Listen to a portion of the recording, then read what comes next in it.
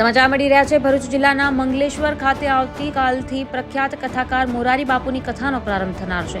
ત્યારે 3 જાન્યુઆરીના મોરારી બાપુએ હેલિકોપ્ટર દ્વારા મંગલેશ્વરના ગ્રાઉન્ડમાં આવી પહોંચ્યા હતા। ગ્રામજનો દ્વારા તેમનું ભવ્ય સ્વાગત કરાયું હતું।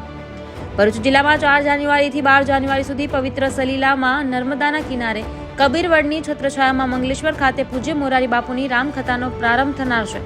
જેના ભાગરૂપે મોરારી બાપુ એક દિવસ પહેલા એટલે કે 3 જાન્યુઆરીના રોજ હેલિકોપ્ટર દ્વારા મંગલેશ્વર ખાતે બનાવેલા હેલીપેડ પર આવી પહોંચ્યા હતા, જ્યાં ગ્રામજનો અને બહારથી આવેલા ભાવિક ભક્તોએ બાપુનું ભવ્ય સ્વાગત કરીને આવકાર કર્યો હતો।